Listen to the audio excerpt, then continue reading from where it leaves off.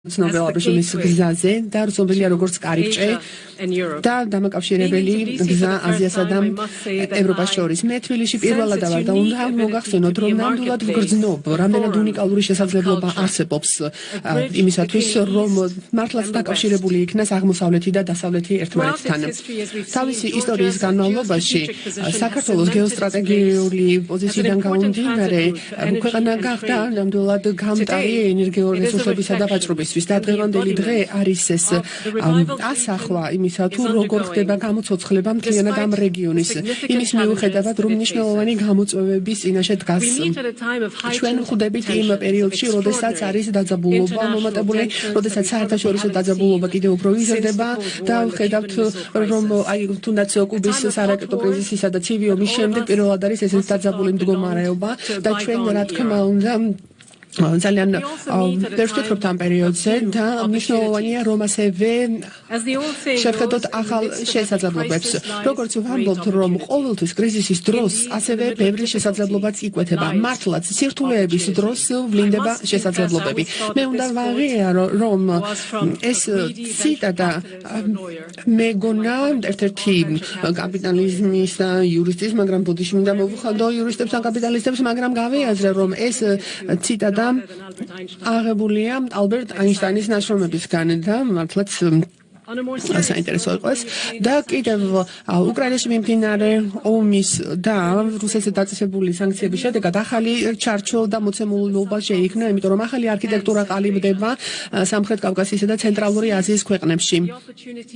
მათ შეძლეს ამ შესაძლებლობის გამოყენება ეკონომიკის გამრავალფეროვნებისთვის, იმისათვის რომ გაეღრმავებინათ საბაჟრო ურთიერთობები, რათა გაზრდილიყო მათი დაკავშირების პოტენციალი და გამხდარიყვნენ უფრო ძლიერი სატრანსპორტო ინფრასტრუქტურის ქვეყნები და ასევე ახალი რკინიგზაც ძალიან მნიშვნელოვანია ამ გზელის განვითარებაც და უკვე საფუძველი იქმნება იმისათვის, რომ ახალი რეგიონული განზომილება შეემატოს ამ სიტუაციას და კიდევ უფრო მეტად გაიზარდოს ეკონომიკა და უფრო მდგრადი გახდეს ეს, რომელიც სარგებლობს მოუტანს ქვეყნებს და იქ მცხოვრებ ხალხს.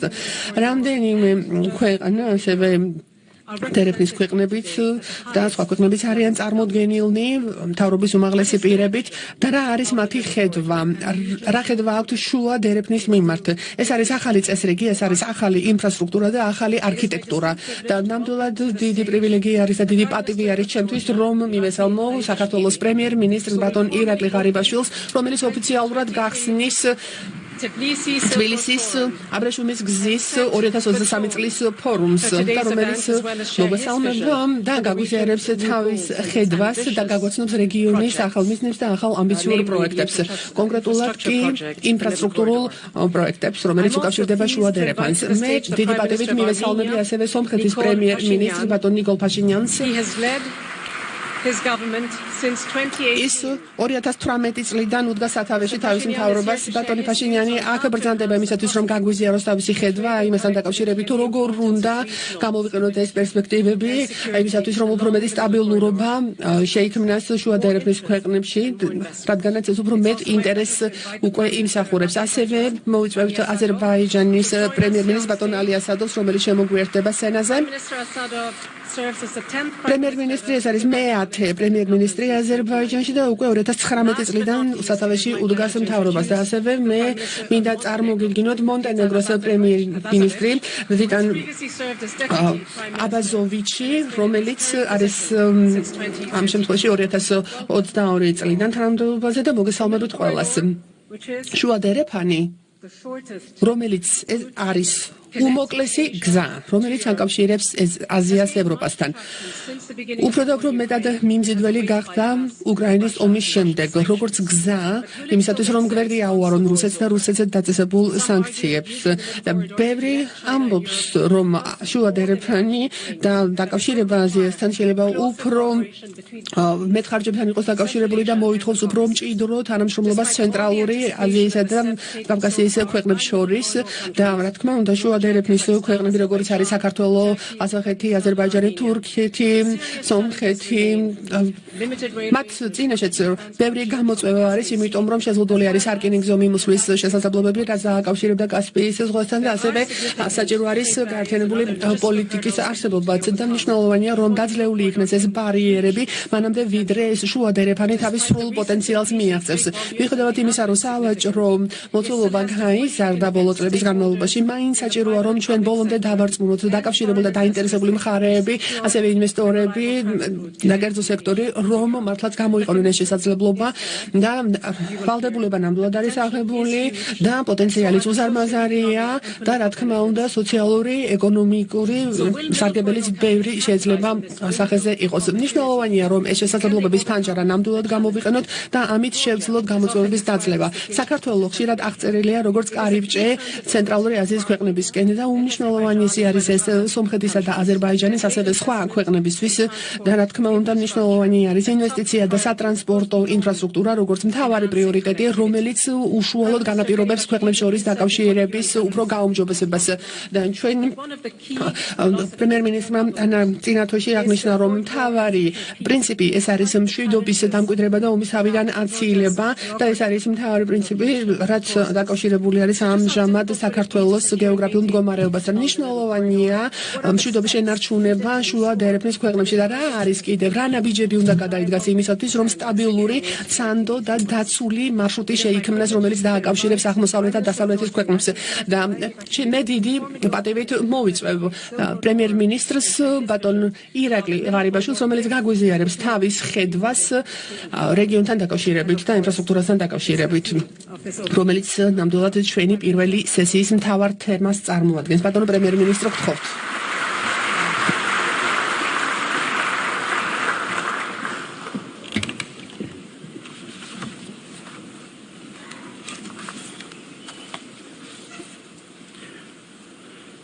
Dear Prime Ministers, Ძვირფასო პრემიერ-მინისტრებო, ძვირფასო მინისტრებო, Diplomatic Corps, მივესალმები დიპლომატიური კორპუსის წარმომადგენლებს, თქვენ აღმატებულება, ქალბატონებო და ბატონებო, პატივისცემლო სტუმრებო. დიდი სიამოვნება მოგესალმოთ აბრეშუმის გზის ფორუმ 2023 წლის ღონისძიებაზე, რომელიც მართლაც გლობალური მასშტაბის ღონისძიებაა, რომელსაც ესწრებიან ხელისუფლების მაღალჩინოსნები, პოლიტიკოსები, ასევე ბიზნესისა და საზოგადოების წარმომადგენლები. ჩვენ მოხარულები ვართ, რომ უკვე ვმასპინძლობთ თითქმის 2300 სტუმარს 63 ქვეყნიდან. Heads of governments, მათ შორის არიან მთავრობის მეთაურები, მინისტრები, ასევე საერთაშორისო ორგანიზაციების ხელმძღვანელები და გენერალური დირექტორები, ზედარგოლის მენეჯერები, რომლებიც 250-მდე კომპანიას წარმოადგენენ. ჩვენ მადლობელი ვართ ყველა თქვენგანის მიმართ, მადლობა რომ დღეს შემოგვიერთით. უკვე მეოთხედ ხდება 2015 წლის შემდეგ, რომ ჩვენ ამ მნიშვნელოვან შეკრებას ვმასპინძლობთ თბილისში. რა თქმა უნდა, ეს არის მნიშვნელოვანი შესაძლებლობა, რომ წარმოვაჩინოთ კიდევ ერთხელ საქართველოს და ვაჩვენოთ ის პროგრესი, რომელიც ბოლო წლებში გვქონდა. აბრეშუმის გზის მნიშვნელობა, როგორც ისტორიულად, ასე ამჟამად უბრალოდ ცდება მხოლოდ სავაჭრო გზის მნიშვნელობას და ამ უძველესმა გზამ ხელი შეუწყო ფაიფურის გადატანას ქვეყანაში, ასევე ჩაის კულტურის აყვავებას და ევროპასა და აზიას შორის სასიცოცხლო კავშირს. ამ გზამ დააკავშირა დასავლური და აღმოსავლური კულტურები და ასევე გამტარი ფუნქცია შეასრულა ინოვაციებისა და ცოდნის გაზიარებისთვის. მართლაც უდაოა, რომ ჩვენ ისტორიული კავშირი გვაქვს აბრეშუმის გზასთან. მანამდე, ვიდრე ეს გზა დასავლეთ მიაღწევდა, ის გავიდა საქართველოს მრავალფეროვან რელიეფზე და ასევე ეს აღწერილი არის ბერძენის ორგოსების მიერ როგორც საბაჭრო ქსელისთვის მნიშვნელოვანი გზაჯვარედინი და რა თქმა უნდა ეს ყველაფერი დასტურდება არქეოლოგიური მტკიცებულებებით, როგორც არის ჩინური ფაიფურის ნატეხები დმანიში და ასევე კიდევ ჩინური მონეტა, რომელიც 1200 წელზე მეტი ხნით თარიღდება და რომელიც აღმოჩენილია მცხეთის ჯვარში. პრეისტორიული პერიოდიდან მოყოლებული მცხეთა საქართველოს უძველესი დედაქალაქი მართლაც უმნიშვნელოვანესი ლოჯისტიკური კავშირის ადგილი იყო, სადაც ერთმანეთს ერწყმოდა კავკასიის ძირითადი მარშრუტები. და is profound. აბრეშუმის გზა უდიდეს მნიშვნელობას უდესრულს ასრულებდა და რა თქმა უნდა ეს ასევე ხელს უწყობდა უფრო მეტი კავშირების დამყარებას, უფრო ფართო სამყაროსთან. ამ საერთო მოცემულობაში ის რელიგიები, ადაწესები, ტრადიციები, რომელიც არსებობს აღმოსავლეთის და დასავლეთის ქვეყნებში, ერთიანდება ამ ადგილას, რასაც ჩვენ ამაყად ვუწოდებთ საქართველოს. 9 წლის წინ გაერთიანებული ერების ორგანიზაციაში მე გავაცნობიერე აბრეშუმის გზის მნიშვნელობა და თუ რამდენად მნიშვნელოვანია ერთობლივი ძალისხმევა მისი პოტენციალის ათვისებისთვის. სულ რაღაც ერთ წელიწადში 2015 წელს ჩვენ მე პირველი აბრეშუმის გზის ფორუმი გავმართეთ თბილისში და ამის შემდეგ უკვე ჩვენ უწყვეტად განვაგრძობთ ამ ტრადიციას და ეჭვგარეშეა რომ საქართველოს მართლაც გახდა აღმოსავლეთ დასავლეთ შორის ურთიერთობის განუყოფელი ნაწილი. ძვირფასო მეგობრებო, როგორც მოგიხსენებათ, ჩემ ქვეყანამ სრულ მასშტაბიანი სამხედრო აგრესია განიცადა 2008 წელს და მის შედეგებს კვლავაც განიცდის. ეს ჯერ კიდევ აშკარად ჩანს, იმიტომ რომ საქართველოს ტერიტორიის 20% ჯერ კიდევ ოკუპირებულია რუსეთის ფედერაციის მიერ და ადგილნაცვალი არის 100,000-ობით ადამიანი. მე ღმერთმენით ვაცხადებ, რომ ამ განადგურების მიუხედავად, რომელიც ჩვენ განვიცადეთ, ჩვენ დაუყოვნებლივ დავიწყეთ ჩვენი ამბიციების განხორციელება და ჩვენ ეტაპობრივად გადავაქცევთ საქართველოს დინამიკურ საზოგადოებად, რომელიც მზად არის მშვიდობის, სტაბილურობის და ეკონომიკური განვითარების მისაღწევად. საქართველოს ესმის ომის ფასი და ასევე აღიარებს თუ რამდენად ღირებულია მშვიდობა. 2012 წლიდან მოყოლებული ჩვენი მთავრობა ახერხებდა მშვიდობის და სტაბილურობის შენარჩუნებას თანაც უპრეცედენტოდ მთელი 10 წლების განმავლობაში და ამის შედეგად უკვე ჩვენი ქვეყნისთვის და ჩვენი პარტნიორებისთვის სიტუაცია უფრო სანდო და პროგნოზირებადი ხდებოდა. ჩემი მთავრობის ერთ-ერთი მთავარი მიზანია ომის თავიდან აცილება და მშვიდობის უზრუნველყოფა. იმის მიუხედავად, რომ ჩვენი გეოგრაფიული, რეგიონული და გლობალური გამოწვევების გამო მიმდინარე ომი არსებობს უკრაინაში და ასევე დაძაბულობა არის ახლო აღმოსავლეთში, მაგრამ გონივრული პოლიტიკით და ჩვენს პარტნიორებთან მჭიდრო კოორდინაციით ჩვენ შევძელით იმისათვის, რომ ჩვენი ხალხი და ჩვენი ქვეყანა უსაფრთხოდ ყოფილიყო. თანაც ასევე ყოფილიყავით საერთაშორისო თანამეგობრობის პასუხისმგებლიანი წევრიც. ჩემი მთავრობის მშვიდობიანი სამეზობლო ინიციატივის მეშვეობით ჩვენ მზად ვართ, რომ ვიმუშაოთ ჩვენს მეზობლებსა და მეგობარ ქვეყნებთან, სომხეთსა და აზერბაიჯანთან, რათა საბოლოოდ დამკვიდრდეს გრძელვადიანი მშვიდობა სამხრეთ კავკასიაში. და დღეს მოხარული ვარ, რომ შემეძლია ვუმასპინძლო ჩემს ორივე ძვირფას კოლეგას, პრემიერ-მინისტრ ფაშინიანს და პრემიერ-მინისტრ ასადოვს.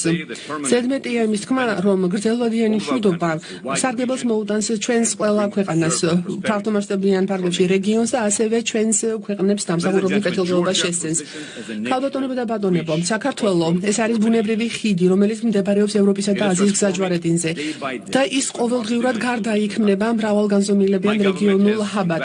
ჩემმა მთავრობამ მნიშვნელოვანი ინვესტიცია განახორციელა ინფრასტრუქტურის მოდერნიზებაში, რათა გაძლიერებულიყო კავშირები და ასევე დამკვიდრებულიყო ეფექტური სავაჭრო გზები.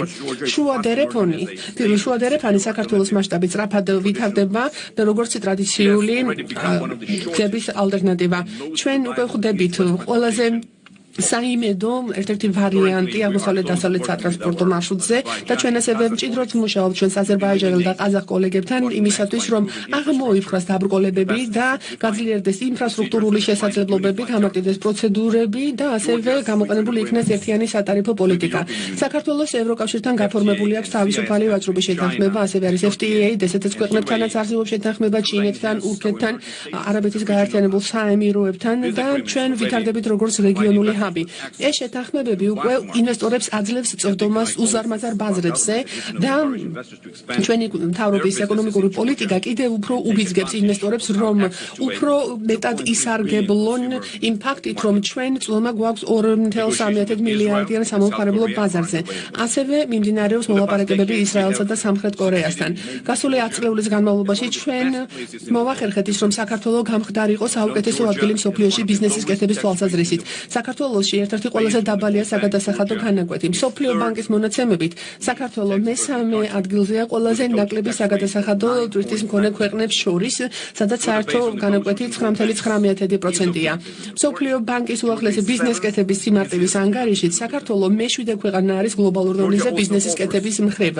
საქართველოს ასევე ბევრ ღირებულ შეთავაზებას სთავაზობს ინვესტორებს, ასევე მოგების მოდელი მაგალითად არის გათავისუფლებული კორპორაციული გადასახადისგან კომპანიები და ასევე კიდევ 4 თავისუფალი ინდუსტრიული ზონა არსებობს, სადაც შეიძლება პროდუქციის წარმოება ისე, რომელიც გათავისუფლებულია გადასახადებისგან. ეს ყველაფერი კი ხელს უწყობს საქართველოს, რომ მიმზიდველი ადგილი გახდეს ბიზნესის კეთებისთვის. დღეს საქართველოს ემსახურება 8 ქვეყანას, რომელსაც არ აქვს ზღვაზე გასასვლელი, როგორც კარიბჭე ევროპასა და აზიას შორის. ევროპული ბიზნესისთვის საქართველოს თავაზობს შესასვლელ გზას არა მხოლოდ სამხრეთ კავკასიაში, არამედ თავაზობს გასასვლელს ცენტრალურ აზიასა და ჩინეთში და ასევე შესაძლებელი არის კავშირი ვაჭრობისა და ენერგეტიკის მიმართულებით. ჩვენ თავაზობთ კონკურენტულ გარემოს საერთაშორისო კომპანიებს, რაც მათ საოპერაციო ხარჯებს შეამცირებს. ცოტა ხნის წინ ჩინეთმა და საქართველომ გააძლიერეს კავშირები სტრატეგიული პარტნიორობის დონეზე, რაც აძლიერებს ჩვენს როლს, როგორც დამაკავშირებელ ქვეყანას კონტინენტებს შორის და ჩვენი სტრატეგიული პარტნიორობა ჩინეთთან მნიშვნელოვანია საქართველოს ეკონომიკური განვითარებისა და სტაბილურობისთვის და ასევე უფრო მეტად აძლიერებს მის როლს, როგორც დამაკავშირებელი ქვეყნის როლს აზიასა და ევროპაში. ამავდროულად საქართველოს სტრატეგიული მდებარეობა გადამწყვეტია აზიური ბიზნესისა და ინვესტორებისთვის. საქართველოს გთავაზობთ წვდომას ევროპულ ბაზარზე და ასევე უზრუნველყოს პლატფორმას იმისათვის, რომ უფრო გაფართოვდეს მომხმარებელთა ბაზა ჩვენ სამეზობლოში. ძვირფასო მეგობრებო, ჩემი მთავრობის ფუნდამენტური ფილოსოფია არის, როგორც აღნიშნეთ, მშვიდობისა და სტაბილურობის შენარჩუნება, ასევე ის, რომ შენარჩუნდეს პროგნოზირების გაკეთების შესაძლებლობები და ეკონომიკური კეთილდღეობა. მიუხედავად რთული გამოწვევისა, COVID-19 პანდემიისა, ჩვენ მაინც მივახციეთ ეკონომიკურ ზრდას და საქართველოს ეკონომიკამ კვლავ დაუბრუნდა 10%-იანი ზრდის ორნიშნა ტემპს 2021-22 წლებში და ჩემ მთავრობამ ეს დადებითი ზრდის ტენდენცია ასევე შეინარჩუნა 2023 წელს და საშუალო ეკონომიკური ზრდა არის 7% პირველ 8 თვეში, ხოლო ინფლაციის ტემპი 1%-ზე ნაკლებია. საერთაშორისო სავალუტო ფონდის პროგნოზის მიხედვით, საქართველოს ერთ-ერთ ყველაზე სწრაფად მზარდი ეკონომიკი ქვეყნებს შორის დარჩება. ჩვენ ზედა საშუალო შემოსავლიანი ქვეყნის სტატუსი მივაღწიეთ და გავზარდეთ მშპ $8,000-მდე და მოსალოდნელია, რომ ეს ფიქსირდება 2023 წლის ბოლოსთვის და მომავალი წლისთვის კი $8,700 იქნება და სულ რაღაც 3 წელიწადში მშპ ერთსულ მოსახლეზე თითქმის გაორმაგდა. ჩვენი ზრდა 2022-2023 წლებში მართლაც გამოირჩეოდა რეალური ზრდით ისეთ სექტორებში, როგორც არის ტრანსპორტი, ინფორმაცია და კომუნიკაცია, ასევე მშენებლობა, ვაჭრობა და სხვა. ვიმედოვნებთ, რომ ეს პოზიტიური ტენდენცია გაგრძელდება. გარდა ამისა, ოფიციალურმა სარეზერვო აქტივებმა ისტორიულ მაქსიმუმს მიაღწია. უმუშევრობისა და სიღარიბის მაჩვენებლებიც ასევე ისტორიულად დაბალ დონეზეა და კიდევ ასევე საქართველოს ახორციელებს გონივრულ მაკროეკონომიკურ გადაწყვეტილებებს და სტრუქტურულ რეფორმებს, რაც ჩვენს ძლიერ ეკონომიკურ მაჩვენებლებს განაპირობებს. შემთხვევითი არ არის ის, რომ ერთ-ერთი ყველაზე ავტორიტეტული ფინანსური ორგანიზაცია საქართველოს ათავსებს წაღმატებულ მაღალი რანგის ქვეყნებს შორის. გამჭვირვალობა და ანგარიშვალდებულება მართლაც წარმოადგენს საქართველოს მმართველობის ქვაკუცხეს და ჩვენ მუდმივად ვცდილობთ, რომ დავიცვათ ეს ფასეულობები, რაც ასახულია ბევრ პრესტიჟულ რეიტინგში. მსოფლიო მართლმსაჯულების პროექტის 2023 წლის ინდექსით კანონის უზენაესობის მიხედვით საქართველოს არის პირველ ადგილზე ევროპისა და ცენტრალური აზიის რეგიონის, აღმოსავლეთ ევროპისა და ცენტრალური აზიის ქვეყნებში და ასევე გამოირჩევა ღია ბიუჯეტით და ასევე კიდევ მსოფლიო ეკონომიკური ფორუმის გლობალური კონკურენტულმარიანობის ანგარიშით საქართველოს გადაუსწრო ევროკავშირისა და ნატოს ბევრ ქვეყანას თავისი ეფექტურობით. ფრეიზერის ინსტიტუტის ანგარიშით, ეს არის მსოფლიოს ეკონომიკური თავისუფლება 2023, საქართველოს ყველაზე თავისუფალი ეკონომიკის მქონე ქვეყნების 25-ში არის. ასევე 2023 წლის Heritage Foundation-ის თავისუფლების ინდექსით საქართველოს 21 ადგილზეა ევროკავშირის 11 წევრ ქვეყანაზე წინ და სულ 35 ადგილზეა მსოფლიო ქვეყნებთან შედარებით. და ბოლოს 2023 წელს Bloomberg Prime ინდექსი ასახელებს, რომ საქართველოს არის ერთ-ერთი ყველაზე უსაფრთხო ქვეყანა მსოფლიოში და ევროპაში არის მერვე ადგილზე და მე-18 არის მსოფლიოში. გარდა ამ შესანიშნავი შედეგებისა, Fitch Rating-მა დაადასტურა საქართველოს ესეთი რეიტინგი და BB რეიტინგი მიენიჭა და 2023 წლის ივლისში უკვე დადებითი პერსპექტივა ასევე სახეზე იყო. არც ეკონომიკური გაძლიერება და არც რეგიონული ჰაბის განვითარება არ იქნება შესაძლებელი თუ არ მოხდება სათანადო დაგეგმვა და თუ კი ჩვენ არ დავიცავთ დემოკრატიულ ფასეულობებს. სწორედ ამიტომ ჩვენ შარშან მივიღეთ ესეთი ხედვა 2023 და ეს არის საქართველოს განვითარების სტრატეგია, რომელიც ყოვლისმომცველ ეროვნული დონის პოლიტიკის დოკუმენტს წარმოადგენს და სწორედ ეს არის სახელმძღვანელო დოკუმენტი, სადაც მოცემულია მთავარი ამოცანები და პრიორიტეტები იმისათვის, რომ საქართველოს 2023 წელს მიაღწიოს განვითარებას და ასევე გაეროს მდგრადი განვითარების მიზნების დღის წესრიგთან ერთად და ევროკავშირის ასოცირების შესახებ შეთანხმებასთან ერთად. სტრატეგიის მიზანია, რომ ჩვენ ხელი შევუწყოთ სოციალურ თანასწორობას, სტაბილურობას, დემოკრატიასა და კანონის უზენაესობას საქართველოში. მაკროეკონომიკური სტაბილურობა, ეკონომიკური სიძლიერე და ასევე ამ გაძლიერებაზე ორიენტირებული ძალისხმევა ჩვენ პირდება იმას, რომ უფრო მეტად გაიზრდება კერძო სექტორის კონკურენტუნარიანობა. საქართველო ასევე სარგებლობს საერთაშორისო ინსტიტუტების მხარდაჭერით და მართლაც ეს უფრო აისახება ინვესტორებისთვის უფრო დადებითი სარისკო მდგომარეობაში და ჩვენ წინაშე უკვე არსებობს შესაძლებლობები, რომ ჩვენ უფრო უზრუნველყოთ დაცულობის შესაძლებლობები და საერთაშორისო დონეზე მოხდეს დივერსიფიკაცია და მნიშვნელოვანია, რომ ცოდნაზე დაფუძნებული ეკოსისტემაც არსებობდეს და კიდევ ასევე ეს რა თქმა უნდა აისახება ჩვენი ქვეყნის კეთილდღეობაზე და რა თქმა უნდა უკვე სტანდარტიზებული არის ეს ყველაფერი და რა თქმა უნდა ჩვენი ქვეყნის პოზიცია უკვე სხვადასხვა ინდექსებით გამყარებულია, როგორც არის მაგალითად ბიზნესის კეთების სიმარტივე, მართლობა, კანონის უზენაესობა. ძვირფასო მეგობრებო, ჩვენ როგორც რეგიონული ცენტრის პოზიციის ქვეყანა, ჩვენი მიზანი არის, რომ განვახორციელოთ ფართომასშტაბიანი ინფრასტრუქტურული პროექტები და ჩვენ ვავითარებთ ახალ პორტს ანაკლიაში, ეს არის ღრმაწლოვანი პორტი და ეს არის პრიორიტეტი ჩვენთვის, ჩვენი როგორც საზღვაო ქვეყნის კონკურენტუნარიანობისთვის და ეს მწვანე სფერო ნამდვილად უზრუნველყოფს იმას, რომ ჩვენ ღრმაწლოვანი პორტი გვექნება, რომელიც შავი ზღვის აღმოსავლეთ სანაპიროზე იქნება განთავსებული და ნამდვილად ეს იქნება შესაძლებლობა იმისა, რომ ყოველწლიურად 100 მილიონი კონტეინერის გადაზიდვა მოხდეს. საქართველოს მზად არის შეასრულოს თავისი როლი როგორც ენერგეტიკის ტრანზიტის, სატვირთო გადაზიდვებისა და ციფრული ურთიერთდაკავშირებულობის რეგიონული ცენტრისა და ჩვენ წამოვიწყეთ სტრატეგიული მნიშვნელობის რამდენიმე გახმაურებული პროექტი, რომელიც ნამდვილად გლობალურ ზეგავლენას ახდენს ენერგოუსაფრთხოებისა და კლიმატის ცვლილების მიმართ. ასევე შავი ზღვის წყალქვეშა ელექტროენერგიის გადამცემი კაბელი გვპირდება იმას, რომ მწვანე ენერგიით მოხდეს ვაჭრობა ევროკავშირსა და სამხრეთ კავკასიას შორის, ასევე ხელს უწყობს განახლებად ენერგიას, ასევე წყალბადის წარმოებას. სტრატეგიული შეთანხმება, რომელიც გაფორმდა 2022 წლის დეკემბერში ბუქარესტში და მას ხელი მოაწერეს ლიდერებმა საქართველოსთან, აზერბაიჯანთან, უნგრეთისა და რუმინეთიდან მყარი საფუძველი შექმნა ენერგეტიკული პარტნიორობისთვის და მსოფლიო ბანკი უკვე მიიჩნევს, რომ ეს არის უკვე ეკონომიკურად სიცოცხლესუნარიანი შეთანხმება და ჩვენ მოველით, რომ 2004 წელს იქნება პროექტის სრული ტექნიკურ-ეკონომიკური კვლევაც და ასევე წყალქვეშა ელექტროკაბელის პარალელურად კიდევ ოპტიკურ-ბოჭკოვანი კაბელი პირდაპირ დააკავშირებს სამხრეთ-აღმოსავლეთ ევროპას სამხრეთ კავკასიასთან და საქართველოს მოქალაქეებს უკვე ექნებათ წვდომა უფრო სწრაფ და სტაბილურ ინტერნეტ კავშირზე. გარდა ამისა,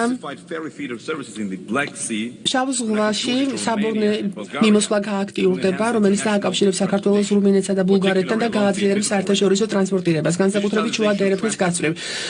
ასევე სატრანსპორტო მარშრუტების გაციფრულება შავ ზღვაში. ეს არის შემდეგი ნაბიჯი ამ დერეფნის განვითარებისთვის. საქართველოს მნიშვნელოვანი ინფრასტრუქტურული ინიციატივები წარმოიწყო, მათ შორის არის რკინიგზის მოდერნიზების ამბიციური პროექტი და 2024 წლის ბოლომდე იგეგმება მისი დასრულება და ნამდვილად გაორმაგდება საქართველოს რკინიგზის გამტარუნარიანობა. საქართველოს იქნება რეგიონში ჰაბი და მთავრობა ნამდვილად ახორციელებს ინვესტიციას აღმოსავლეთ-დასავლეთ მაგისტრალში და ასევე ბაქო-თბილისი-ყარსის ახალი სარკინიგზო ხაზი დასრულდება 2024 წელს.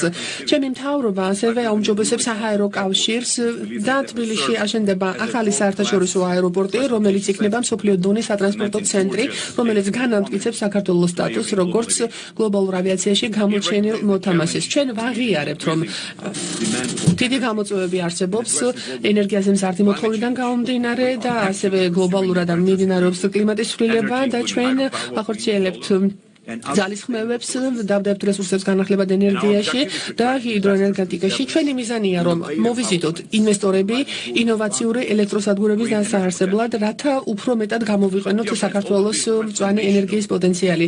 ძვირფასო მეგობრებო, ყველა ეს ტრანსფორმაციული პროექტი დამატებით სამუშაო ადგილებს შექმნის, ეკონომიკურ ზრდას უზრუნველყოფს და კეთილდღეობას მოუტანს ჩვენს ხალხს და მთლიანად რეგიონს. გარდა ამისა, ეს პროექტები ასახავს ჩვენს მტკიცე დამოკიდებულებას ევროპული ინტეგრაციისადმი და ერთგულებას მის მიმართ და ჩვენ ევროპულ ერთა ოჯახში გაწევრიანება ყოველთვის იყო მნიშვნელოვანი საქართველოსთვის და მართლაც აღსანიშნავია მთავრობის მიღწევები, როგორიც არის ევროკავშირთან ასოცირების შესახებ შეთანხმება, ღრმა და ყოვლის მომცველი თავისუფალი ვაჭრობის შეთანხმება, ევროკავშირთან უვიზო რეჟიმი და რა თქმა უნდა ეს ყველაფერი ადასტურებს გეოპოლიტიკურ პრიორიტეტს ევროპული პერსპექტივის ჩათვლით, რომელიც გასულ ივნისში დადასტურდა და ჩვენ ნამდვილად შეგვიძლია ვთქვათ, რომ მოველით ევროპის განაშოროს მჭრეტეულ და სამართლიან გადაწყვეტილებას, რომ მართლაც დამსახურებით მიღწეული იქნას კანდიდატის სტატუსი და ეს იქნება ნამდვილად ჩვენი ხალხისა და მთავრობის ერთობლივი ძალისხმევა. მინდა ხაზი გავუსვა, რომ საქართველოს ნამდვილად აქვს ღირსეული ადგილი ევროპაში და საქართველოს იმსახურებს ევროკავშირის კანდიდატის სტატუსს. ჩვენ ოპტიმისტურად ვართ განწყობილი, რომ ევროკომისიის მიერ დადებითად შეფასდება საქართველოს პროგრესი, რაც გზას გავიხსნის კანდიდატის სტატუსისკენ. ძვირფასო ქალბატონებო და ბატონებო, ჩვენ ვცდილობთ, რომ კიდევ უფრო მეტად გამოვიყენოთ ჩვენი ქვეყნის პოტენციალი, რათა უზრუნველყოთ, რომ საქართველოს მართლაც დაიმკვიდროს თავისი ადგილი, როგორც კომერციული და ფინანსური ჰაბისა და რა თქმა უნდა, ჩვენ გავიმაგრძობთ რეგიონში ტექნოლოგიებისა და განათლების სფეროში მუშაობას იმისათვის, რომ კიდევ უფრო გაიზარდოს ეკონომიკური ზრდა, უფრო მეტად მოვიზიდოთ ინვესტორები და შევქმნათ სამუშაო ადგილები. და დასასრულს მინდა მოგახსენოთ, რომ საქართველოს მიაღწია ტრანსფორმაციულ წარმატებას, როგორც ერთ-ერთ ყველაზე სწრაფად მზარდმა ეკონომიკამ და ყველაზე სტაბილური ბიზნეს გარემოს მქონე ქვეყანამ. და კი, ძალიან ბევრი სამუშაო გვაქვს დარჩენილი, მაგრამ ჩვენ გასაკეთებელი, მაგრამ ჩვენ მაინც ვშევით ამ მიმართულებით, რომ შევინარჩუნოთ მშვიდობა და კეთილდღეობა, ასევე უზრუნველყოთ პროგრესი და ასევე დავამკვიდროთ გრძელვადიანი პარტნიორობა. მე მინდა ყველას დიდი მადლობა გადაგიხადოთ იმისათვის, რომ თბილისში ჩამოვზანდით და შემდეგი 2 დღის განმავლობაში მე გულწრფელად გისურვებთ წარმატებას ჩვენს პატივცემულ სტუმრებს და გისურვებთ, რომ მართლაც დასამახსოვრებელი დრო გაადაროთ საქართველოში. და მჯერა, რომ თქვენ ნამდვილად ისიამოვნებთ ჩვენი ამაყი ქვეყნის მსოფლიოში ცნობილი სტუმართმოყვარეობით, რომელიც მართლაც სასიცოცხლო მნიშვნელობის ხიდს წარმოადგენს აზიასა და ევროპას შორის. დიდი მადლობა.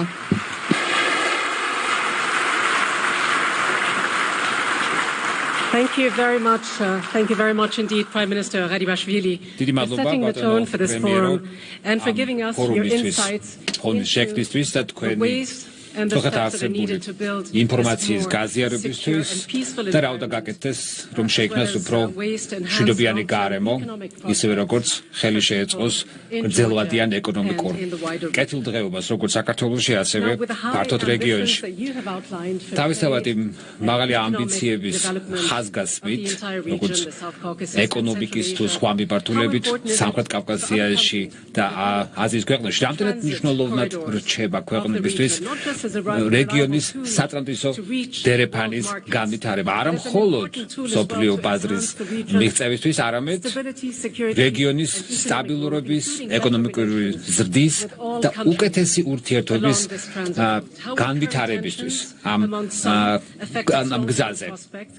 რა არის ეს გრძელვადიანი პერსპექტივა და რამდენად კრიტიკულად მნიშვნელოვანი არის რეგიონში თანამშრომლობა ამ შუა დერეფნის ეკონომიკური წარმატების შესანარჩუნებლად. რა არის სომხეთის ხედვა და ჩემთვის დიდი პატივია მოვიწვიო სომხეთის პრემიერ-მინისტრი ბატონი ნიკოლოზ პაშინიანი, რომელიც ხაზს გაუსვამს მისი მთავრობის წინაშე არსებულ გამოწვევებს და სამომავლო პერსპექტივებს. გმადლობთ. Ladies and gentlemen, I will speak Armenian. Ძვირფასო მეგობრებო, ვისაუბრებ სომხურად, ასე რომ გთხოვთ გამოიყენოთ თარგმნის შესაძლებლობა.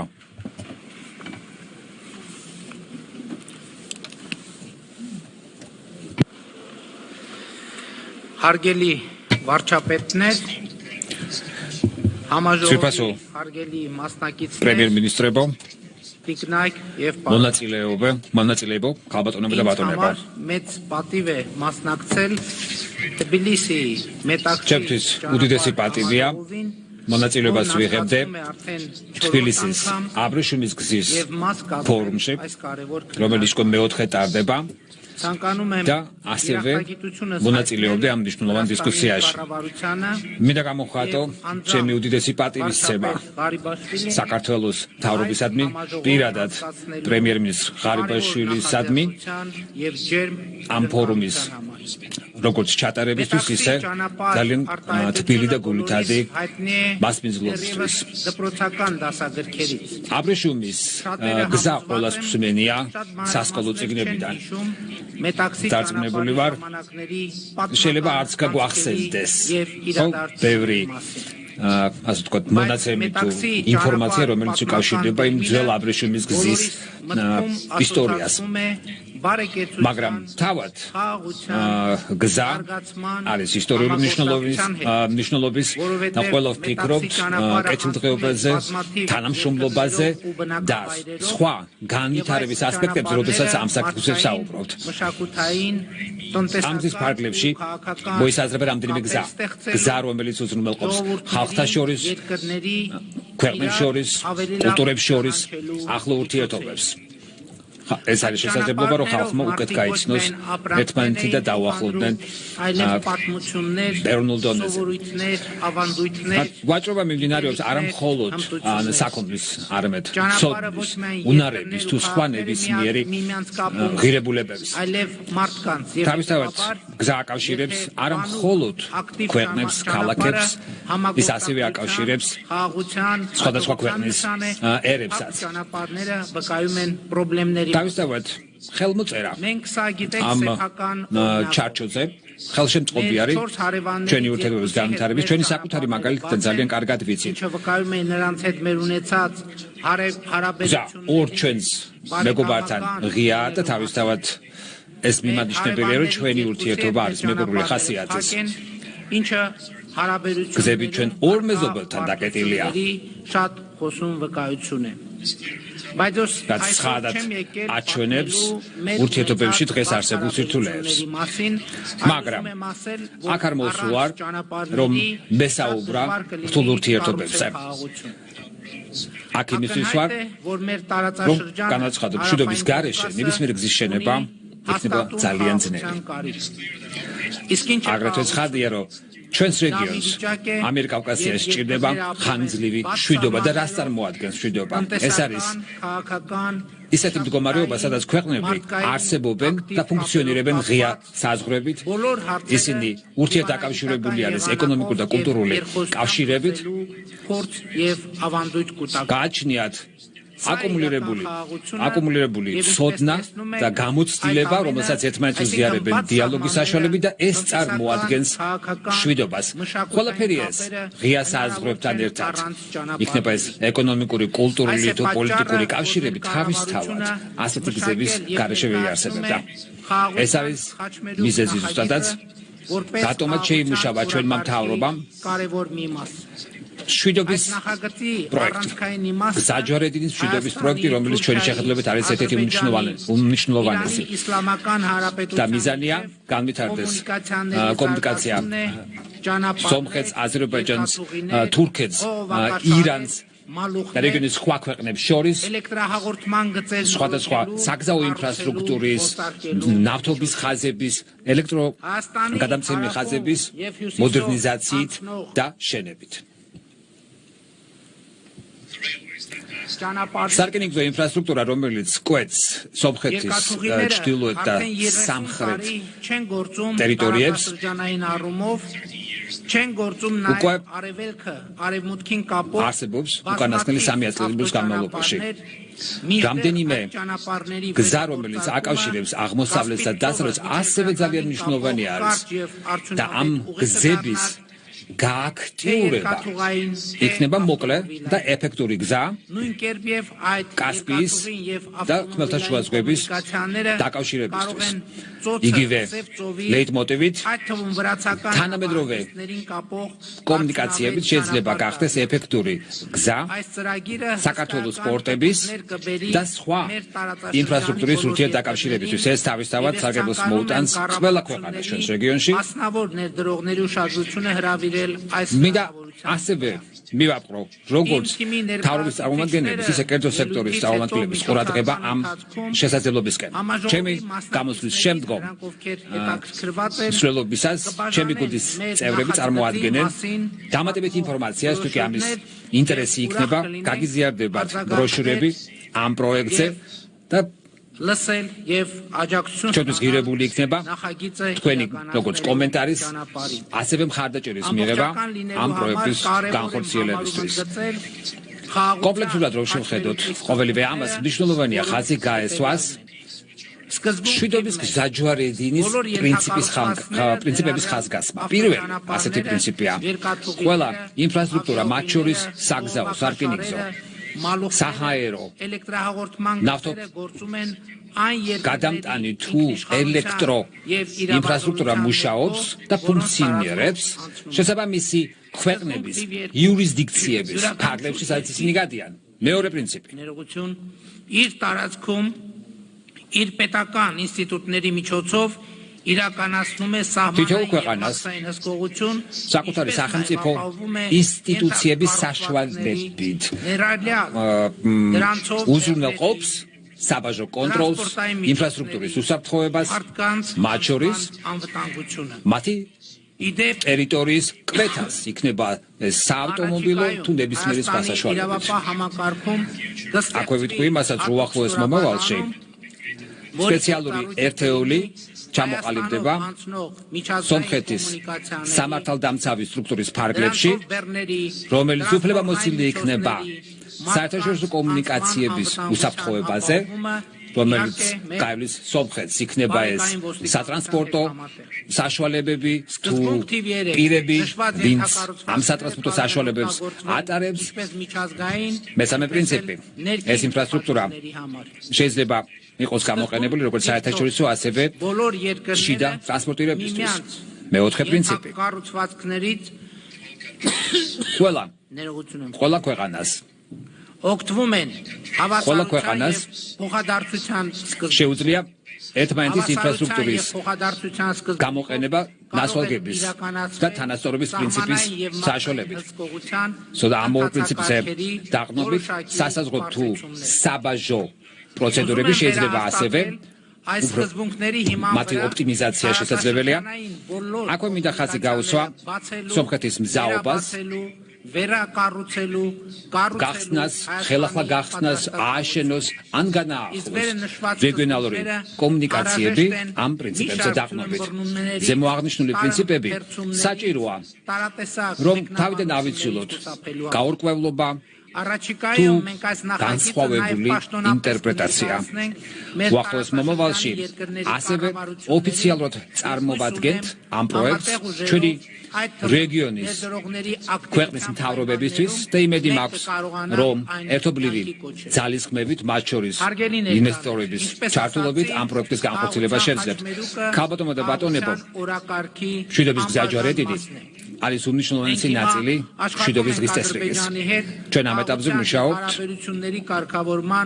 պայմանագրի նախագծի վրա եւ հույս ունեմ այս գործընթացը შეთანხმების პროექტზე აზერბაიჯანთან შვიდობისა და ურთიერთობის ნორმალიზაციის უზრუნველყოფა და იმედი გვაქვს რომ ეს პროექტი დასრულდება შემდეგ რამდენიმე თვეში.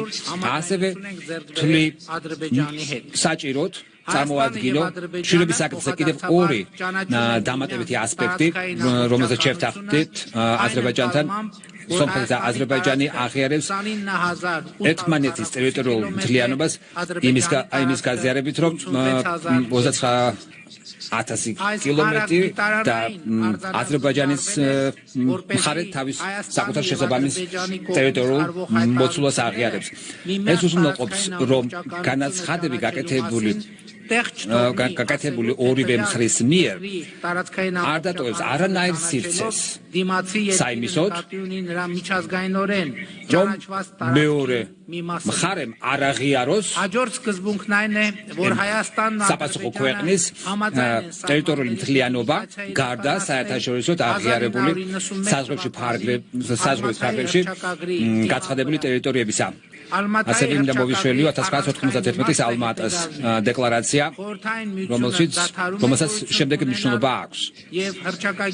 საბჭოთა კავშირი წყვეტს არსებობას და 12 რესპუბლიკა, რომელიც ხელს აწევს დეკლარაციას, მათ შორის სომხეთი და აზერბაიჯანი, აღიარებს ერთმანეთის ტერიტორიულ მთლიანობას, სუვერენიტეტს, վարչական սահմանների անխախտելիությունը եւ იმ დროისათვის არსებულ ადმინისტრაციულ საზღვრებს აღიარებს. ანუ საზღვრები, რომლებიც არსებობდა საბჭოთა კავშირის ფარგლებში, ხდება სახელმწიფო საზღვრებად. და ამ პრინციპებზე დაყრდნობით იმედი გვაქვს, რომ შემდეგ რამდენიმე თვეში მოგვიყვება აზერბაიჯანთან მოვაწელთ ხელმოწერას მშვიდობაზე და განვაახლებს ჩვენ ურთიერთობებს. დიდი იმედი აქვს, რომ ასევე გვექნება სიახლეები უახლოეს მომავალში სომხეთ-თურქეთის აეროპორტის გასახსნელად, როგორც თურქეთის, ასევე დიპლომატიური პასპორტის მქონე პირებისთვის ეს თავისთავად დადებით სტიმულს შექმნის მთელი რეგიონისთვის. თუკი დაუბრუნდები მშვიდობის გზაჯვარედინის ინიციატივას. თავისთავად აბრეშუმის გზის ლოგიკაში სრულად ის ჩდება და მოხარული ვიქნებით სომხეთის ტერიტორიაზე მივიღოთ ადამიანები, პირები, საქონელი, გავატაროთ ნავთობხაზები, კაბელი, ელექტრო თუ ნებისმიერი სხვა. დასკვნით ნაწილში მინდა გისურვოთ წარმატება, მინდა ვუსურვო ნაყოფიერი სამუშაო 2 დღე აბრეშუმის გზის ფორუმს. მადლობთ.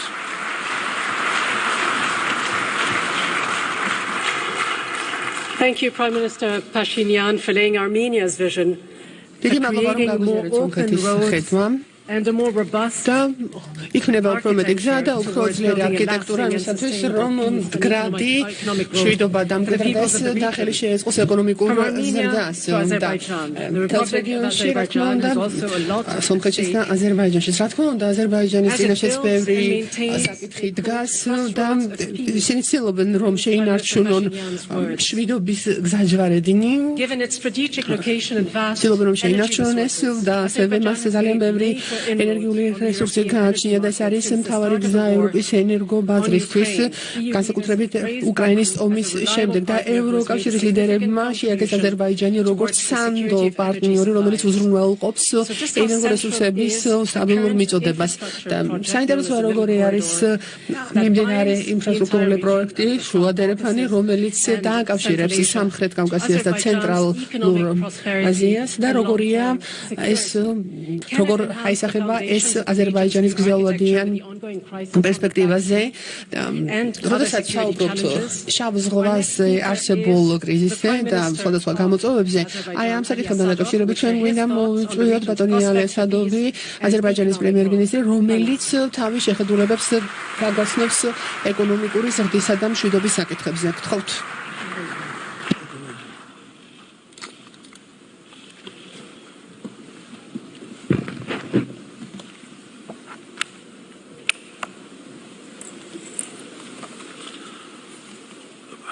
Hörmətli cənab baş nazir, hörmətli forum ბატონო პრემიერ-მინისტრო, მოგესალმებით ძვირფასო ფორუმის მონაწილეებო, ქალბატონებო და ბატონებო. უპირველეს ყოვლისა, mənə və Azərbaycan მე დიდი მადლობა მინდა გადავუხადო ჩვენს ქართველ მეგობრებს და ძირითადად მე მინდა მადლობა გადავუხადო პატივცემულ პრემიერ-მინისტრს ირაკლი ხარიბაშვილს ესეთი ტრადიციული სტუმართმოყვარეობისთვის, რომელიც გამოიჩინეს ჩემ მიმართ და ასევე კიდევ აზერბაიჯანის რესპუბლიკის დელეგაციის მიმართ. მე განსაკუთრებით მინდა აღნიშნო, რომ ჩვენ ძალიან გვიხარია, რომ დღეს აქ ვიმყოფებით საქართველოს დედაქალაქში. ყოველწლიურად თბილისი უფრო და უფრო მიმზიდველი ქალაქი ხდება, რადგანაც ის ვითარდება და დადებით ცვლილებებს აჩვენებს. რა თქმა უნდა, ჩვენ ძალიან გვიხარია ამ ყველაფრის დანახვა. ამავდროულად İpek Yolu forumunda მე მინდა iştirak etmek için ჩემი devlete მადლიერება göre გამოვხატო Cenab Irakli Garibaşvili'ye ბატონი teşekkürümü ირაკლი bildirmek. ღარიბაშვილის მიმართ. მადლობა რომ მომიწვიეთ, რომ მონაწილეობა მიმეღო თბილისის აბრეშუმის გზის ფორუმში უკვე რამდენიმე წელია ეს ფორუმი ადასტურებს რომ მნიშვნელოვანი საერთაშორისო პლატფორმა გახდა იმისათვის რომ განხილული იქნას რეგიონული და გლობალური მნიშვნელობის დღის წესრიგები და საკითხებით იქნასო მონაწილეობა, თანამონაწილეობა. Esas yol olan Büyük İpek Yolu üzerinde ისტორიულად აზერბაიჯანი და საქართველო დიდი აბრეშუმის გზის მარშრუტზე მდებარეობს და აკავშირებს აღმოსავლეთს და დასავლეთს და ორივე ქვეყანა მნიშვნელოვან როლს თამაშობდა სავაჭრო და ეკონომიკური კავშირების განვითარებაში და ასევე კიდევ კულტურული ურთიერთმიმოცვლის გაძლიერებაში ევროპასა და აზიას bu შორის. enene muasir ტრადიცია tarihimizde devam eder. Belə ki, უკვე თანამედროვე ისტორიაში სახეზეა და რა თქმა უნდა ისევ აზერბაიჯანი და საქართველო კვლავ გახდნენ პირველი ქვეყნები რომლებიც მხარს უჭერენ ამ კონცეფციას რაც გულისხმობს დიდი აბრეშუმის გზის აღდგენას umumilli lideri Heydər Əliyevin tarixi პირველი ადამიანი რომელიც შეუერთდა ამ ინიციატივას აზერბაიჯანის ეროვნული ლიდერი ბატონი ჰეიდარ ალიევი და ამ შემთხვევაში ჩვენ საუბრობთ ისტორიული აბრეშუმის გზის აღდგენაზე და მაშინ საქართველოს პრეზიდენტი იყო ბატონი ედუარდ შევარდნაძე და ეს აღსანიშნავია ის რომ ეს კონფერენცია გაიმართა 98 წელს ბაქოში სადაც ჩემი ქვეყნის ლიდერები მონაწილეობდნენ და ასევე 30 საერთაშორისო ორგანიზაცია და 35 ქვეყანაც ასევე მონაწილეობდა ამ კონფერენციაში და ეს ამ კონფერენციის შედეგად პროგრამის ესასында განხილული იქნა მრავალმხრივი შეთანხმებები საერთაშორისო ტრანსპორტთან დაკავშირებით და ეს ეხებოდა ძირითადად ევროპა-კავკასია-აზიის ერთვის განვითარებას ევროკავშირის ტრასეკას პროგრამის საფუძველზე. ტრასეკას პროგრამამ მნიშვნელოვანი წვლილი შეიტანა მულტიმოდალური და სატრანზიტო ტრანსპორტის ხელშეწყობაში წევრ ქვეყნებს შორის და გააფართოვა თანამშრომლობა ამ სფეროებში როგორც არის ვაჭრობა ტრანსპორტი, ეკონომიკა და ასევე უფრო გააფართოვა ამ ქვეყნების ეკონომიკური პოტენციალი. რეგიონალ ტრანზიტ მერკეზინə çevrilmesini hedefleyen შორისმჭრელი პოლიტიკა, რომელიც მიმართულია აზერბაიჯანის რეგიონულ სატრანზიტო კვანძად გადაცევისკენ, ასევე კვლავ გრძელდება აზერბაიჯანის რესპუბლიკის პრეზიდენტის ბატონ ილჰამ ალიევის მიერ. Ülkemiz bir sıra ბოლო 20 წლის განმავლობაში regional layihələrin ჩვენი ქვეყანა təşəbbüskarı və iştirakçısı kimi რამდენიმე მნიშვნელოვანი რეგიონული პროექტის ინიციატორი და მონაწილე იყო. ამ რეგიონულ პროექტებს შორის შეიძლება დავასახელოთ ბაქო, თბილისი, ჯეიჰანის ნავთობსადენი, სამხრეთ კავკასიის დერეფანი, რაშიც შედის ტანაპ, ტაპო და ბაქო, თბილისი, ყარსის რკინიგზა. ასევე ბაქოს საერთაშორისო სავაჭრო საზღვაო პორტი.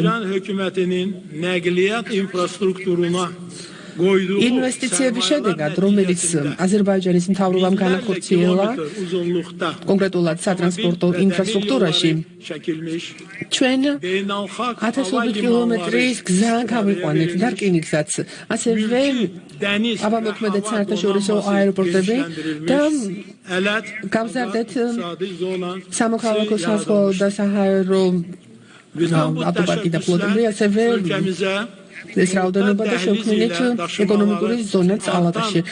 რა თქმა უნდა, ამ ინიციატივით შესაძლებელი გახდა, რომ ქვეყანას დაეკმაყოფილებინა მზარდი მოთხოვნები შუა დერეფნის მეშვეობით ტრანსპორტირებაზე. და გარდა ამ ინფრასტრუქტურული პროექტებისა, ჩვენ თანამშრომლობთ საქართველოსთან, ასევე სხვა პარტნიორებთან სხვა სფეროებშიც. იმისათვის, რომ დაკმაყოფილდეს მსგავსი საჭიროებები, bu əməkdaşlığın nəticələrini artıq görməyə başlamışıq. და ჩვენც უკვე ვხედავთ ამგვარი თანამშრომლობის შედეგებს. Görülən işlər nəticəsində istər qiymət, İster sürat, შუა დერეფნის ეფექტურობის გაზრდის მიზნით ჩატარებული ოპერაციების შედეგად kısa zaman erzinde მოკლევადიანი და ასევე მოკლე დროში მიღებული იქნა მნიშვნელოვანი ინდიკატორები და ეს აისახება ტრანსპორტირების სიჩქარეში, ასევე ხარისხში.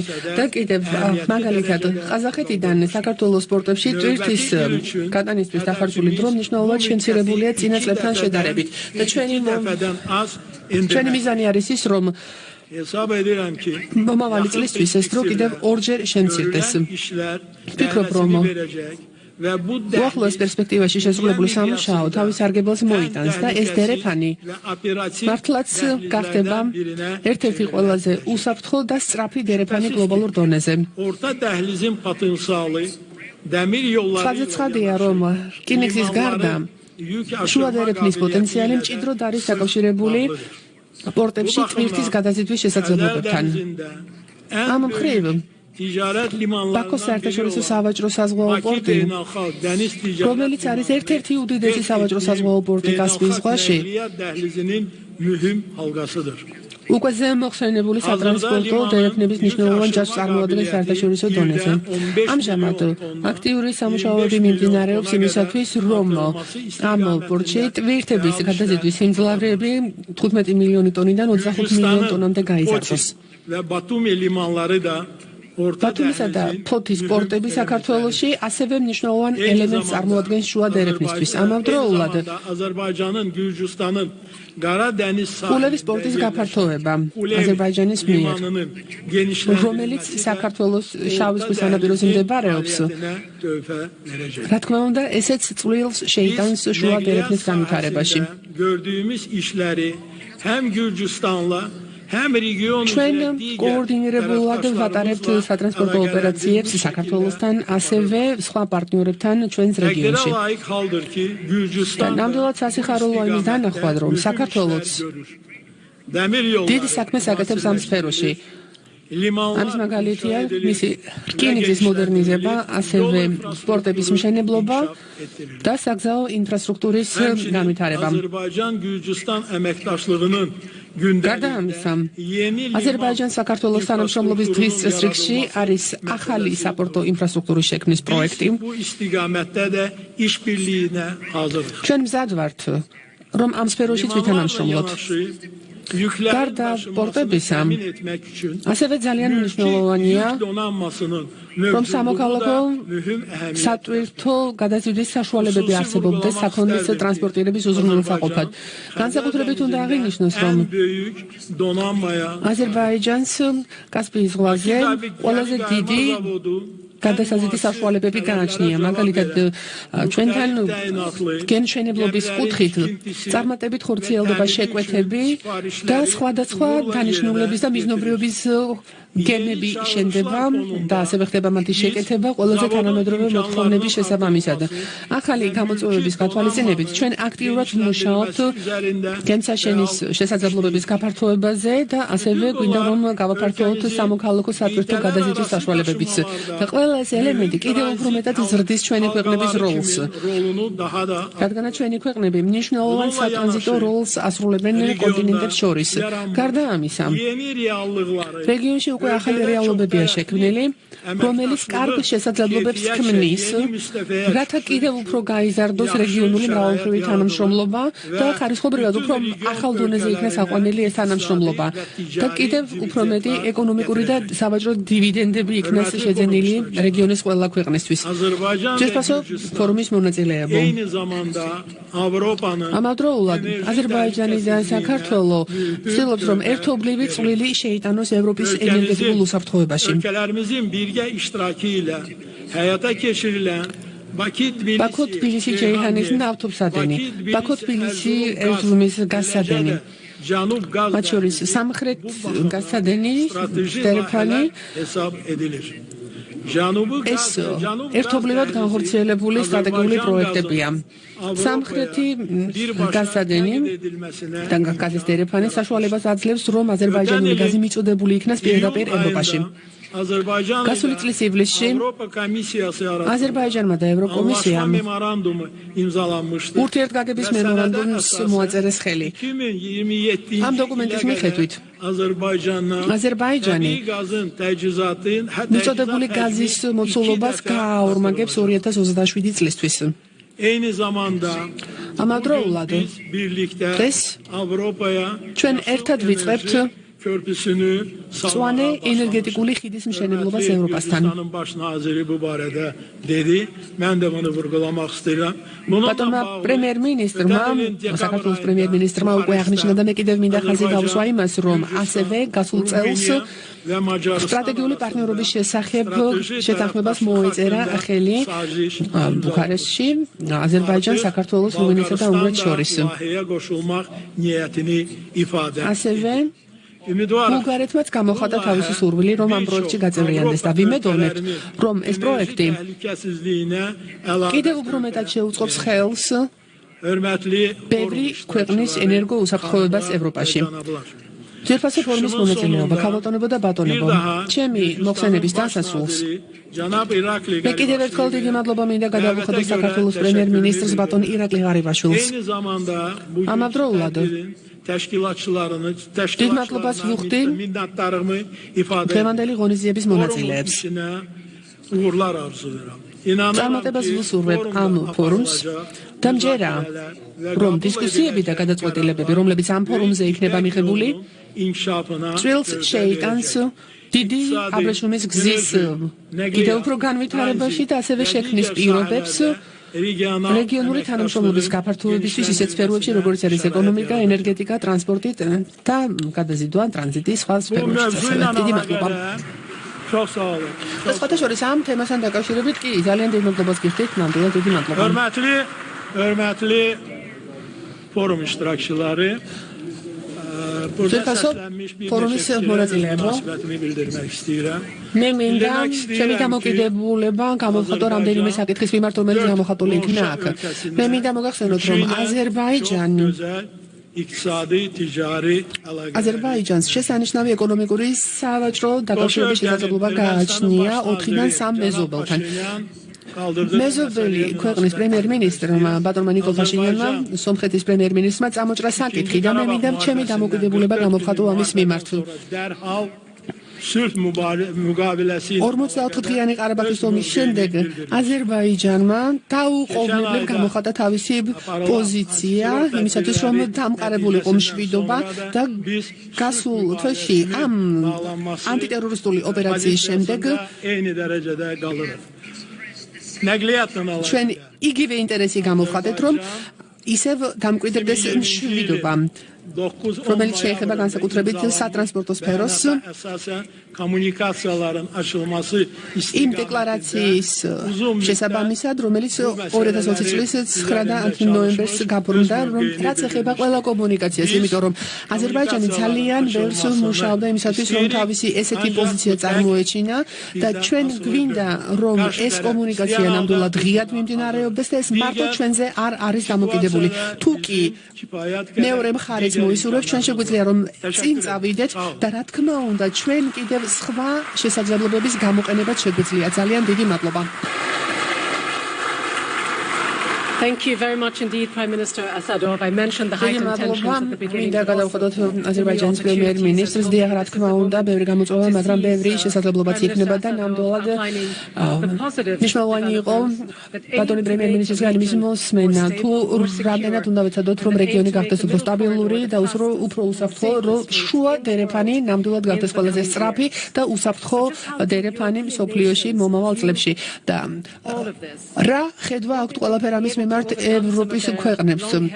შეიძლება თუ არა დამკვიდრებული მოსაზრების დაძლევა, რომელიც უკავშირდებოდა ამ რეგიონში სარისკო სტაბილურობას, რამდენად მიმზიდველი შეიძლება გახდეს ეს რეგიონი ყველა იმ ნაბიჯის გათვალისწინებით, რომელსაც ახლა მთავრობები წარმოაჩენენ და ყველა იმ პოლიტიკის შედეგად, რომელიც ხორციელდება. მონტენეგრო ეს არის ქვეყანა სამხრეთ-აღმოსავლეთ ევროპაში, ეს არის მთავარი მონაწილე მხარე ამ დერეფნის და ნამდვილად როლს ამაშობს ამ ვაჭრობის განვითარებაში და სავაჭრო კავშირების დაამყარებაში ევროპასთან. და ჩვენ ვსაუბრობთ ისეთ ინფრასტრუქტურაზე, როგორც არის მსოფლიოში ყველაზე დიდი ინფრასტრუქტურული პროექტი, რომელიც ჩინეთთან გვაკავშირებს და ინფრასტრუქტურული კავშირების დამყარების შესაძლებლობა და სავაჭრო კავშირები რამდენად მნიშვნელოვანია მონტენეგროს ეკონომიკური ზრდისთვის, იმიტომ რომ ევროპული ქვეყნები როგორ უყურებენ ამ სავაჭრო დერეფანს, მათთვის არის თუ არა ეს ძველი აბრეშუმის გზის აღდგენის შესაძლებლობა. იქნება კი ეს ჭეშმარიტად კონკურენტული ალტერნატივა. დიდი პატივით მინდა მოვიწვიო მონტენეგროს პრემიერ-მინისტრი ბატონი დრიტან აბაზოვიჩი.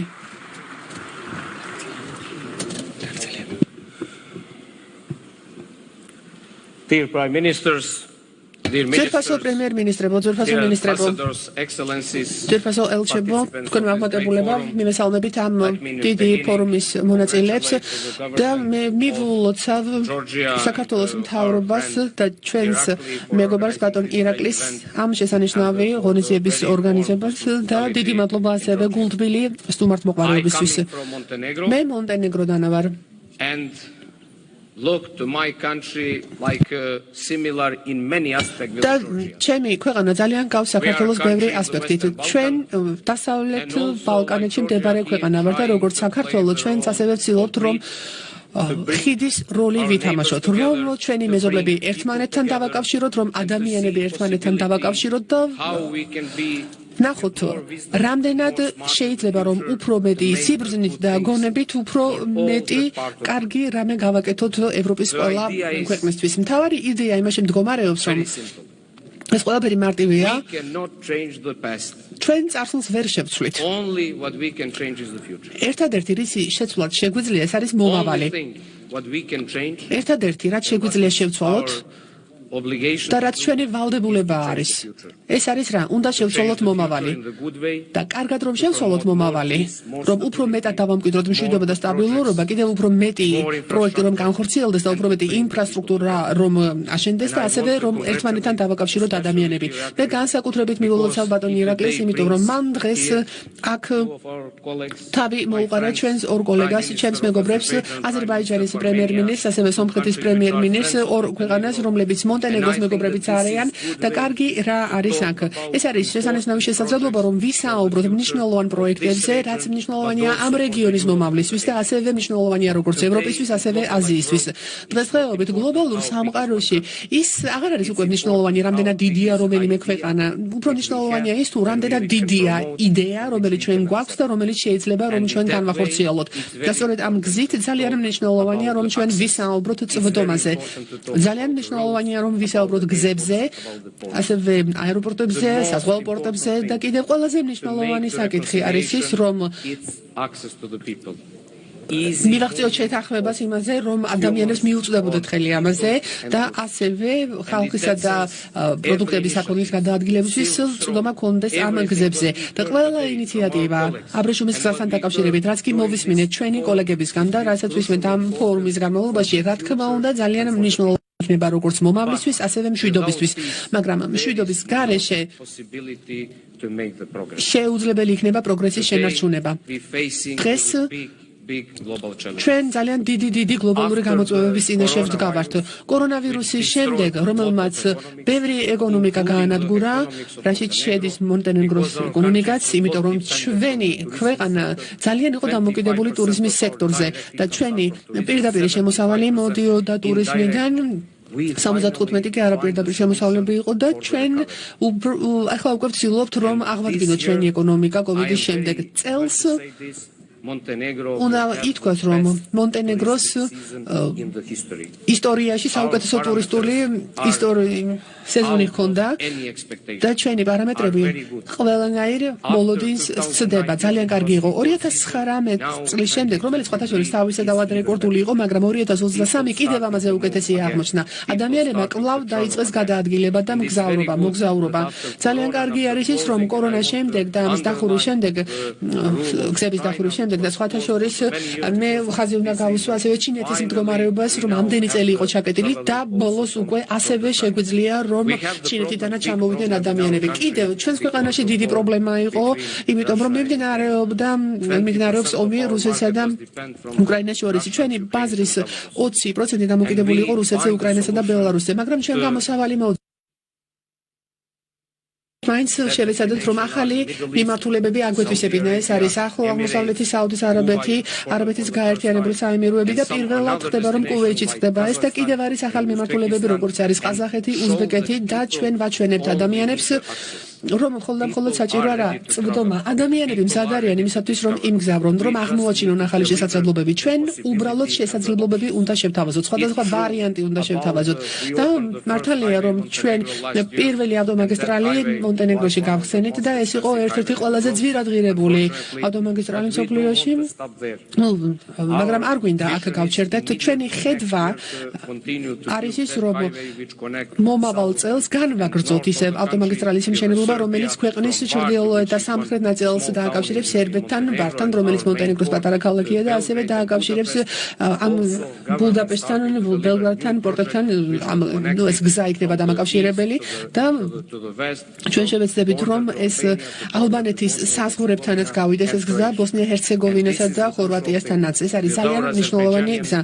აზერბაიჯანელი მეგობრების გარეშე და სხვათა შორის მე ბატონ ალიევს აზერბაიჯანის პრეზიდენტს ვესაუბრე ამაზე, იმიტომ რომ ეს არის გაზის ტრანსპორტირების მილსადენი არის მნიშვნელოვანი. ჩვენ არა ვართ ამის ნაწილი. მონტენეგრო არ არის მიერთებული, მაგრამ მთელი იდეა არის ის, რომ საბერძნეთის გავლით, ალბანეთის გავლით საბოლოო ჯამში ჩვენ გვინდა რომ ეს ხორვატიამდეც მოვიდეს და მერე უკვე მონტენეგროში შემოვიდეს და ეს არის გზა რაც შეიძლება მართლაც რომ განხორციელდეს და ნამდვილად ვიცით რომ ენერგოკრიზისი გვქონდა, მაგრამ ჩვენ არ გვიგრძნია ენერგოკრიზისი და ძალიან ვამაყობ ჩემი კოლეგების მუშაობით, იმიტომ რომ ამ სიტუაციაში მონტენეგრო მაინც შეძლო კარგი შედეგების ემთადება. ჩვენ დავიწყეთ ელექტროენერგიის ექსპორტი და ჩვენ ასევე მინდა გავარეკლამო, ესე თქვა, ესეთი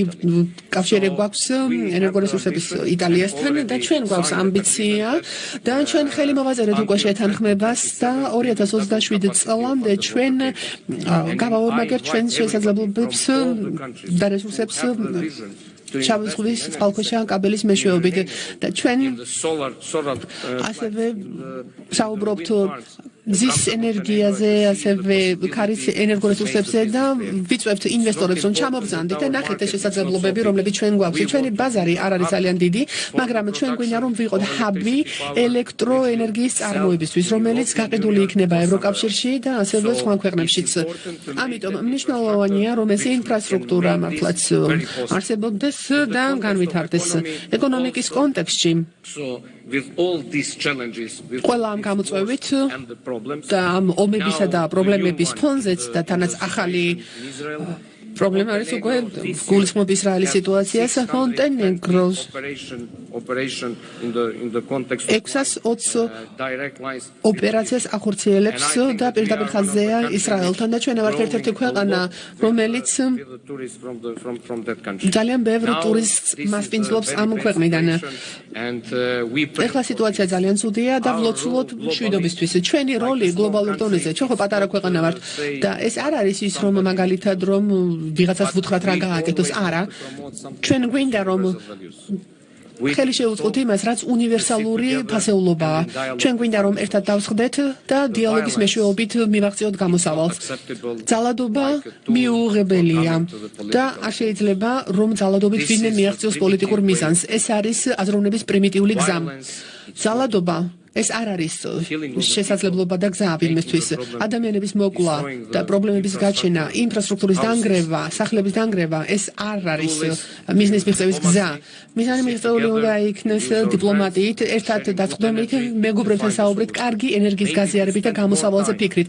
ალბათ იქნება უფრო მეტი დრო შეიძლება დასჭირდეს ამას, მაგრამ უკეთეს შედეგებს მოიტანს. და სწორედ აი ამით მე მინდა მოგახსენოთ ის, რომ ჩვენი ქვეყანაც დასავლეთ ბალკანეთიდან საკმაოდ კაფეო საგარეო პოლიტიკას ახორციელებს და ჩვენი მიზანიც ნათელია, რომ ჩვენ გავხდეთ პირველი ახალი წევრი ევროკავშირისა და ამ კუთხით ჩვენ გვინდა რომ ხელი შევუწყოთ პოლიტიკურ მისწრაფებას, რომელიც ასევე გააჩნია სხვა ქვეყანას, რომელსაც უნდა რომ გახდეს ევროკავშირის წევრი, როგორც არის საქართველო, ასევე სხვა ქვეყნებსაც და მიგვაჩნია რომ ღია კარის პოლიტიკა უნდა იყოს მთავარი პრინციპი. ქვეყნებმა თვითონ უნდა გადაწყვიტონ თუ რომელ ორგანიზაციაში სურთ გაწევრიანება და თუ რომელ კლუბში უნდა შესვლა. მაგრამ პრობლემა არ უნდა შეუქმნას სხვას და ეს არის მთავარი პრინციპი. ეკონომიკის კონტექსტში საერთაშორისო სავალუტო ფონდის პროგნოზით მონტენეგრო 2023 წელს მიაღწევს 4.9%-იან ზრდას, რაც არის საუკეთესო შედეგი. ეს არის იმაზე უკეთესი, როგორი ვიდრე აქვს ეს გერმანია, საფრანგეთი, იტალია ან სხვა ქვეყნებს. ძალიან რთული იქნება აი ამის შენარჩუნება მომავალი წლების განმავლობაში, მაგრამ ჩვენ გვინდა რომ უფრო ნაკლები ვისაუბროთ წარსულზე და უფრო მეტი ვისაუბროთ მომავალზე და თუ ჩვენ ამ გზას ასე გავყვებით, მე მგონი წარმატებას მივახცევთ. ჩვენ ყურადღება უნდა გადავიტანოთ ცოტა უფრო დიდ პოლიტიკურ თემებზე, რომელიც ასევე ძალიან ცნობილი იყო დასავლეთ ბალკანეთის რეგიონში და აქედან კიდევ ყურადღება უნდა გადავიტანოთ იმ თემებზე, რომლებიც უფრო და უკიდურესად მნიშვნელოვანია გლობალური მსოფლიოსთვის. იმიტომ რომ ჩვენ ციფრულ გადაწყვეტებში უნდა ჩავდოთ ინვესტიცია, რომ გამოვიყენოთ ახალი ტექნოლოგიები, როგორც არის ხელოვნური ინტელექტი, იმისათვის რომ ჩვენი სისტემები კიდევ უფრო პროდუქტიული გახდეს, იმისათვის რომ ყავდეს მთავრობა, რომელიც იქნება უფრო ეფექტური, იმისათვის რომ მოვშალოთ ბარიერები, რაც წინ უდგას ბიზნესებს და ასევე იმისათვის რომ გადაწყვეტილების მიღების პროცესი უფრო ეფექტური გავხადოთ. და თუ ჩვენ ამას მივახცევთ, დარწმუნებული ვარ, რომ წარმატებაც გარდაუვალი იქნება და აი ამ წარმატებას ვუსურვებ ყველა სხვა ქვეყანას და კიდევ ერთხელ მე ვულოცავ საქართველოს მთავრობას ამ ღონისძიებას და ასევე ჩვენ საქართველოს ვუყურებთ როგორც კარგ მაგალითს და თვალს ვადევნებთ თუ რას აკეთებს საქართველოს ტურიზმის სექტორში, ძალიან კარგი შედეგებია, ძალიან კარგი მარკეტინგი ხორციელდება და ასევე უნდა აღინიშნოს, რომ სწორედ აი ასე შეგვიძლია ჩვენ პრობლემების გადაჭრა. ერთად უნდა დავსხდეთ და ძალიან მიხარია, რომ სომხეთის პრემიერ-მინისტრს მოვუსმინეთ, აზერბაიჯანის პრემიერ-მინისტრს მოვუსმინეთ, რომ ასე ღიად საუბრობდნენ პროექტზე, როგორც არის ინფრასტრუქტურული პროექტი, იმ ინფრასტრუქტურისა, რომელიც ჩვენ გვინდა რომ ერთად ავაჩეროთ. გზები არის იმისათვის, რომ ადამიანები ერთმანეთთან დააკავშირონ და ინვესტიციას უკვე აღარ აქვს მნიშვნელობა, ეს ჩინური იქნება თუ იაპონური, საუდის არაბეთიდან მოდის თუ სხვა ქვეყნიდან. მნიშვნელოვანი არის რა? საბოლოო ჯამში მნიშვნელოვანი ის, რომ იქნება პროექტი, განხორციელდება პროექტი, იმიტომ რომ საბოლოო ჯამში ადამიანები მოიხმარენ აი ამ აეროპორტი იქნება ეს თუ საზღვაო პორტი იმისათვის რომ ერთმანეთს დაუკავშირდნენ და ასევე უფრო მეტ სტაბილურობას და მშვიდობას შესენენ სხვადასხვა ქვეყნებს. სწორედ ამ სულისკვეთებით მე კიდევ ერთხელ მინდა დიდი მადლობა გადაგიხადოთ ამ შესაძლებლობისთვის. თქვენ ნამდვილი ჭეშმარიტი პარტნიორი და მეგობარი გყავთ ყველაფერი მასთან დაკავშირებით, რაც კი კარგი იდეას უკავშირდება მონტენეგროს სახით ვსაუბრობ და მე მინდა გისურვოთ, რომ სავარაუდოდ ალბათ რაღაც დროის შემდეგ ჩვენც შევძლებთ მსგავსი ღონისძიების ორგანიზებას ასევე ჩვენს ქვეყანაშიც, სადაც ყველა თქვენგანს რა თქმა უნდა გულითადად გეპატიჟებით. ძალიან დიდი მადლობა.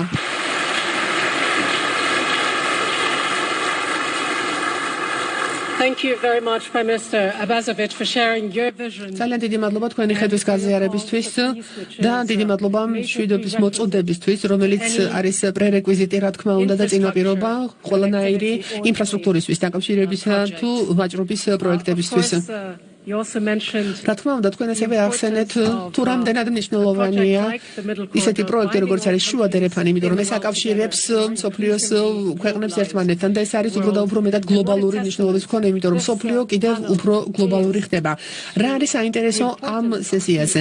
მშვიდობისა და დიალოგის მნიშვნელობა არა მარტო რეგიონში, არამედ უფრო ფართო მასშტაბით მთელს მსოფლიოში. დიდი მადლობა პრემიერ-მინისტრ ღარიბაშვილს, რომ დღეს აქ შეგვიკრიბა და ასევე მას პინძლობისთვის და დიდი მადლობა, რომ ჩვენთან ერთად სანდებიან ასევე გამორჩეული მოხსენებლებიც. ჩვენ უკვე დავასრულეთ ამის პირველი სესია, ჩვენ მოვისმინეთ თქვენი მოხსენებები, თქვენი პოლიტიკაც და გეგმებიც, თუ როგორ უნდა გაღრმავდეს მშვიდობა, უსაფრთხოება კავკასიაში, ცენტრალურ აზიაში. ნახავთ მე ეს ყველაფერი როგორ გარდაიქმნება კონკრეტულ ნაბიჯებად, ქმედებებად შემდეგი რამდენიმე თვის განმავლობაში და რასაკვირველია შემდეგი რამდენიმე წლის განმავლობაში. და როდესაც ჩვენ კიდევ შევხვდებით ერთმანეთს შემდეგ ფორუმზე ვნახავთ ამ შედეგებს. და კიდევ ერთხელ დიდი მადლობა მინდა გადავუხადო პრემიერ-მინისტრებს სომხეთიდან, აზერბაიჯანიდან, საქართველოსთან. დიდი მადლობა რომ ჩვენთან ერთად იყავით და დიდი მადლობა რომ მონაწილეობა მიიღეთ ამ გახსნის სესიაში. დიდი მადლობა.